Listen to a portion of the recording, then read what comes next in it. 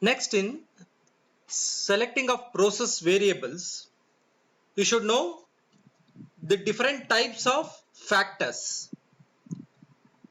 The construction of design and interpretation of their results depends on the types of factors involved in the study.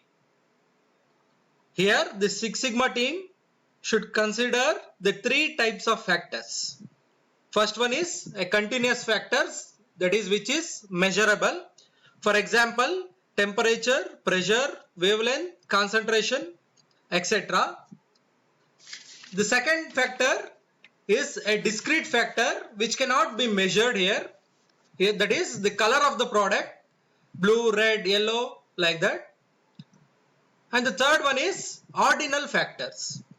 Ordinal factors are similar to the discrete factors that can be placed in a logical order. For example, large, medium, small, or ranks in first, second, third rank. That is logical order will be followed in ordinal factors.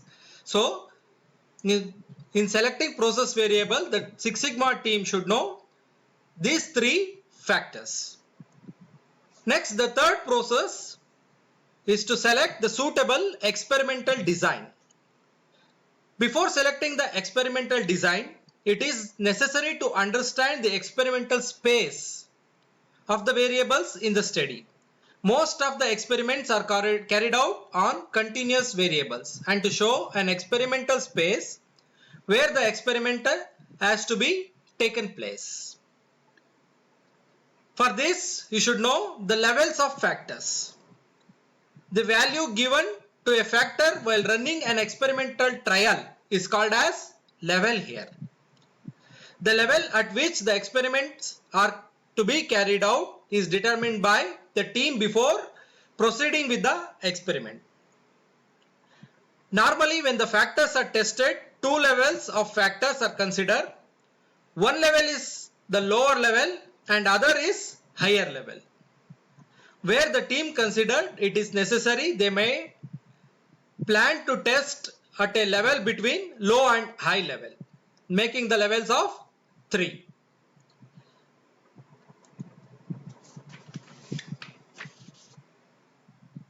Next is choice of experimental design. Here the choice of experimental design depends on the objectives of the experiment and number of factors to be investigated.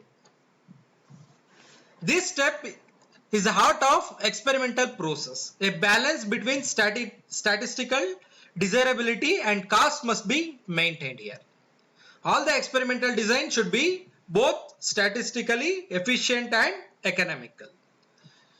In this, there are two types of DOEs. First one is full factorial DOE that contains all combinations of all levels of factors. Here the full factorial design is one that measures every possible combination of factors and levels to find out how the combination affect the output. No possible treatments are omitted from this design. A 2k factorial DOE is specific type of full factorial design. This DOE allows a choice between two levels for each k, where k is the factors. For example, if you have two factors and two levels, then in this case it is sufficient to consider the factors affecting the production process at two levels.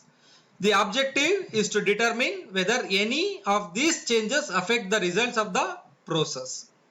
So the formula of full factorial design of an experiment is 2 to the power of k, or 2 raised to k.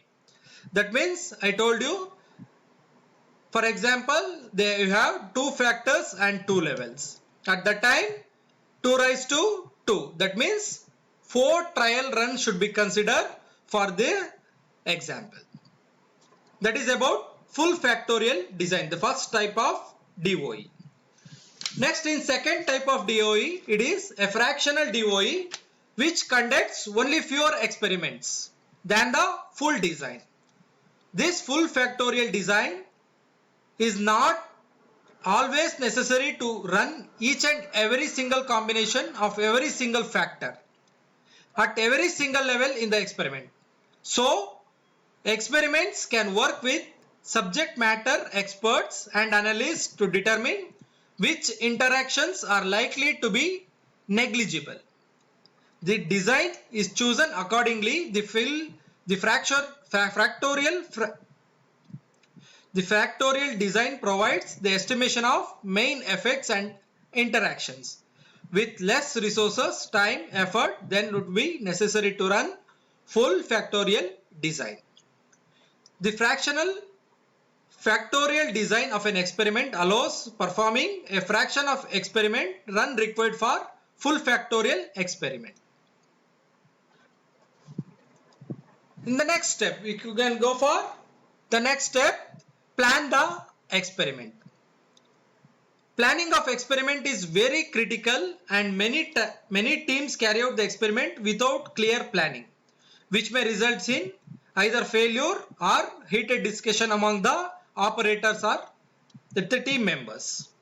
Some guidelines for successful experiment is the first one, keep the experiment clear and simple. The experiment run has to be simple as possible. If the experiment tries out too many factors in one experiment, the result may not be conclusive. And the next step is make one team member fully responsible for the experiment. Among the team members, one member must be designated as a responsible for carrying out the experiment. This team member will be whole and sole responsible to make sure that all the information with regard to experiment is clearly communicated to the team members. And the last one is prepare the planning sheet. Before commencing the experiment, it is essential that team members responsible for the experiment to fill the planning sheet first.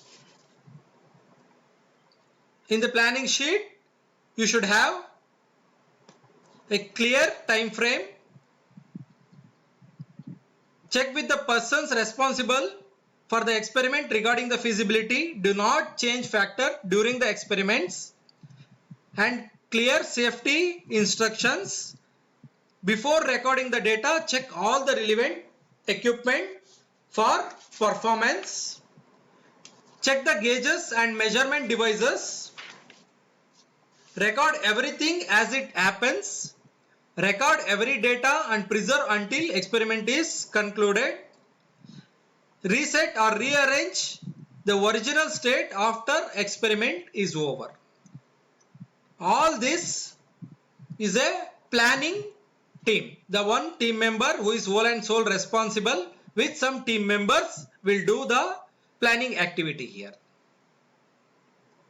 And next one is observe the process for stability. Before that, execute the experiment as planned.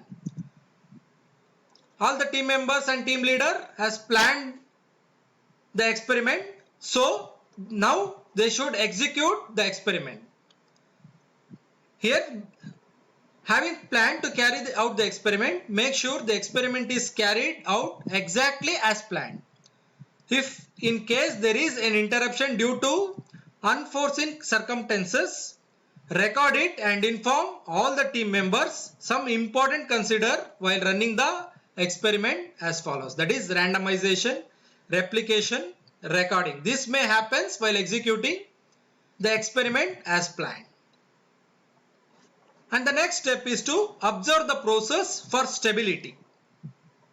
Experimental runs have control runs that are made at the standard process set points, or at least as per some standard operating procedures. The experiment has to start and end with such runs. The plot of outcomes of these control runs will indicate the underlying process itself has drifted to X or shifted during the experiments. It is designed to experiment on a stable process. However, if this cannot achieve, then the process instability must be accounted for analysis of experiment. This is the observation of the process stability. Next, collect the data. The data is collected as per the plan and recorded. In the case of any assumptions are made, the same has to be clearly written so that the person interpreting the data are able to interpret the results. Data must record the way it will be used.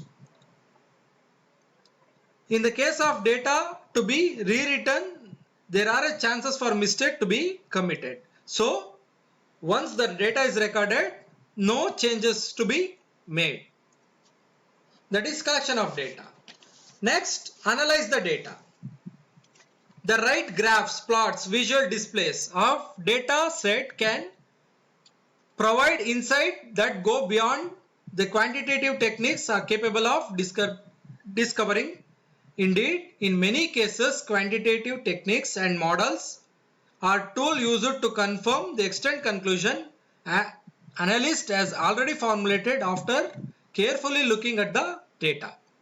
Preliminary data analysis may be carried out using histograms, run charts, scatter plot and box plot. If the appropriate charts are prepared showing the current process, the same could be compared with the new charts prepared after collecting the data after the experiment.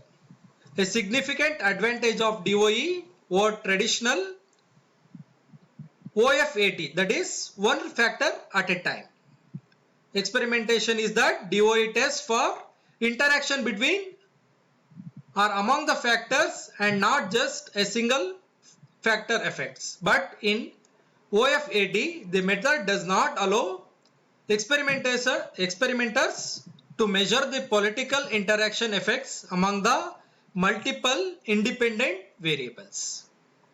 And at the last, verify whether the target was achieved.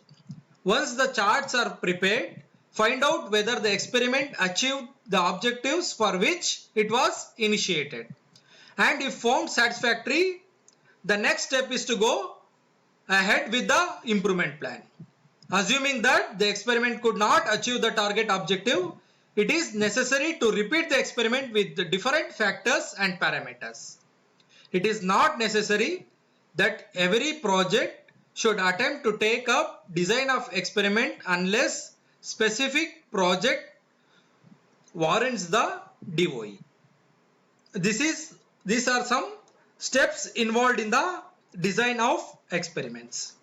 In this chapter, the important thing you should learn is how to prioritize the cause. What is the tool used to prioritize the cause? That is Pareto chart. Next, prioritize the possible solutions. There are three tools used to prioritize the solutions. That is multi-voting, affinity diagram and suitability matrix. Next, to carry out FMEA and the steps involved to calculate RPN. And next one, to carry out design of experiments and steps involved in design of experiments. Thank you.